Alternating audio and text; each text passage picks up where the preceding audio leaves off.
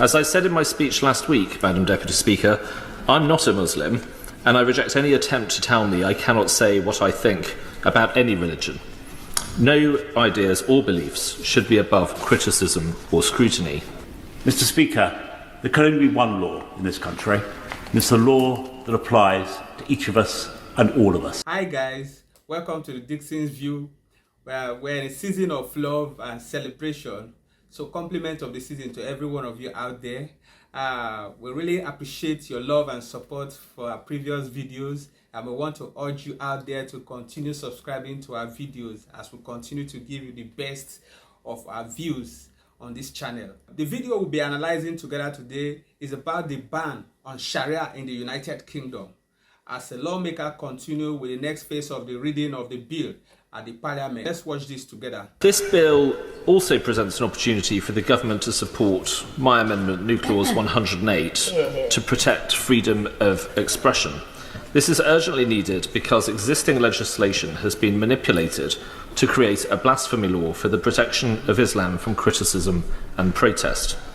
As I said in my speech last week, Madam Deputy Speaker, I'm not a Muslim, and I reject any attempt to tell me I cannot say what I think about any religion. No ideas or beliefs should be above criticism or scrutiny.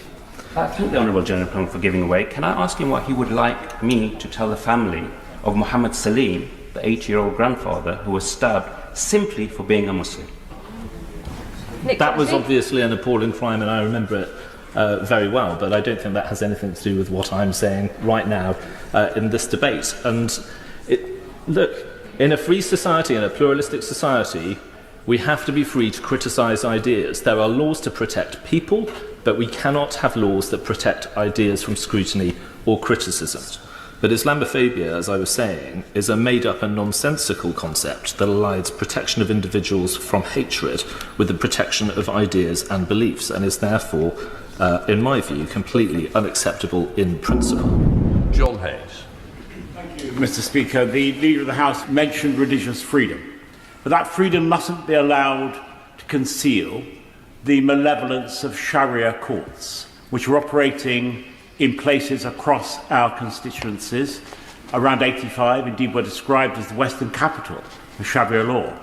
Although they have no legitimate lawful authority, these courts are reinforcing all kinds of horrors, including discrimination against women, non-believers, polygamy, and other such things.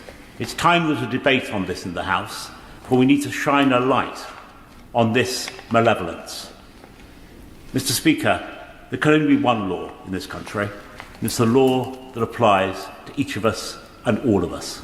Thank you, Mr. Speaker. I and the government would agree absolutely with the point that the honourable gentleman finished his question on, because the rule of law is sovereign in this country. There is no other law which takes precedence over that. And he's absolutely right in saying what should take precedence. And I'm sure, again, that there will be many colleagues who will at least share some of his concerns, and should he seek a debate, then I'm sure he will have support for that.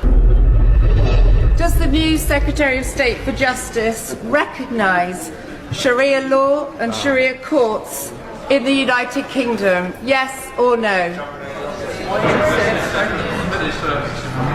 Sharia law forms no part of the law of England and Wales, but in common with Christian, Jewish and other courts of faith where people choose to put themselves before those councils, that's part of the religious tolerance that is an important British value. So it is now very obvious that the UK Parliament has sitting up, because it is now a threat to their society and also to their national security, where the lawmakers hold their ground, trying to uphold the national constitution to Sharia laws, which are illegal to the system and is not compatible to the Western culture.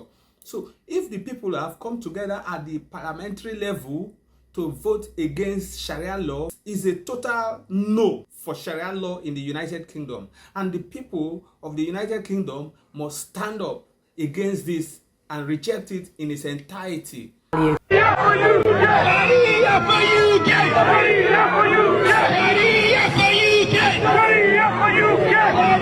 UK! UK! Sharia for UK! Takbir! Takbir! La ilaha illallah! La ilaha illallah! Muhammadan Rasulullah! Yeah. Let me ask you a simple question. Yeah. Muslims or the Quran does not allow even Christians to preach from the Bible in nations such as Kuwait. You understand that? Islam prevents Christians from spreading the gospel amongst the Muslims. You know this, yeah? The one Muhammad had. No, I understand. You don't understand. Hello, so are you Muslim, sir? Where are you visiting? Where are you from? I live in Italy, but I'm from Kosovo. From Kosovo. But you live in Italy. Yeah. Can I please suggest to you that Islam does not have a place in the entire Western world at all. Because in the Western world, we believe in reasoning. I don't speak good English. You speak good English, that's good enough. Do you appreciate that in the UK and in Italy, you can spread Islam? You know this, yeah? You can spread Islam. You want to say that why is Christianity not spreading in other countries like Saudi Arabia and stuff, right? Particularly, my question is, Islam does not allow non-Muslims to challenge Islam to make Muslims leave Islam. You know this? Yes. And do you know what punishment is when exactly? So punishment for non-Muslims, if the non-Muslims make Muslims apostatize, is that, yeah? My great-grandfather killed his daughter because she wanted to marry a Christian. You should not follow a religion which threatens even non-Muslims with death penalty. If you make them apostatize. How can you follow that religion? How is that a sensible religion? What do you want to do? You need to leave Islam. I don't, because I like angry. How can you like killing others? Or not? My business. My dear friend, please listen. There is only one version of Islam. Yeah. Yes. Yeah. The Quran informs. Yes. In this regard, there is only one version. According to the Quran, yes, it is death penalty. No, according to Sunnah, not Quran. No, according to the Quran. I'll show you from the Quran. Yeah, please. And you will show him from the Bible as well. Is that your agent? Yeah, so please stay quiet. Thank you. Okay, Thank you very much. Stay quiet. Please stay quiet. Thank you. What you know? Please, thank you. What you know? You act is stupid. You act is stupid. What you know? What he's going to show you. Please listen. Surah Al-Baqarah. Stay away from the camera. Please stay away. I don't know. He's not here. No, he does this deliberately. Surah Al-Baqarah, Ayat 217. They ask you about the sacred month, about fighting therein. Say fighting therein is great, but averting people from the way of Allah, i.e. making people apostatize. Yes, okay. I'll finish. Okay, please, let's finish. Fighting therein is great sin, but averting people from the way of Allah, i.e. Islam, and making them disbelief in Him and Al-Masjid, in this case Masjid Al-Haram, and the expulsion of its people therefrom are greater in the sight of Allah. Fitna is greater than killing. So this ayat says, if there is fitna, that is a terrible act. So if I cause fitna, if I as a non-Muslim cause fitna by making Muslims apostatize, this one says Muslims should fight and kill. Yes. So the Quran says this, not some other random literature. The Quran says this. And if you take the Quran seriously, you and I should already agree this is a horrible, irrational religion that doesn't dictate terms with Muslims alone, but even with non-Muslims. It's a horrible religion. Do you agree? No.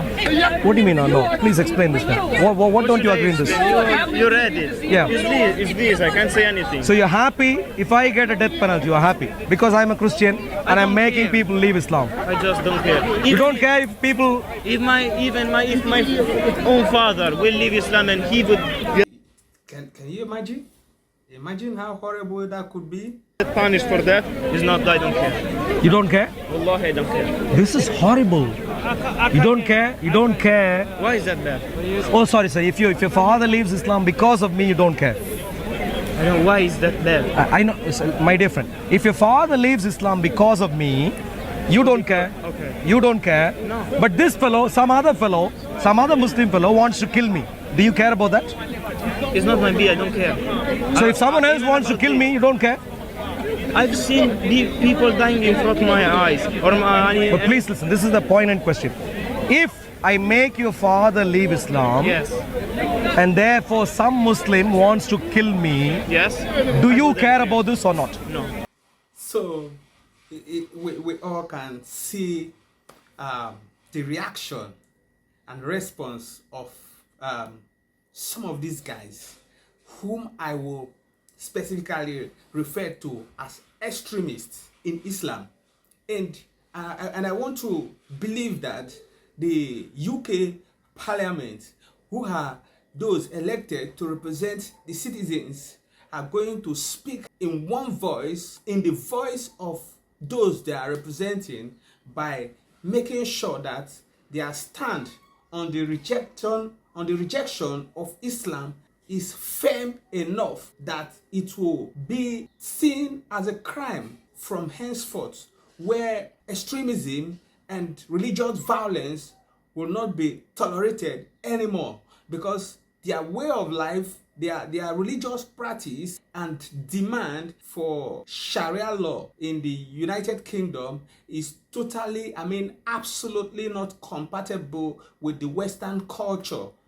And in essence, it is not compatible with the constitution of the people of the United Kingdom. So I want to say it is a welcome development as this bill has scaled through a second reading, where members of the parliament are in accordance with the presentation of that bill. I want to also state it clearly that failure to pass this bill into law will be the continuation of the mistake the previous leaders in the United Kingdom had done, which is haunting them right now. So they should come together and stand against it, stand firmly in rejection of the demand for the implementation of Sharia law in the United Kingdom. I hope to see your thoughts in the comment section, and see you in our next video.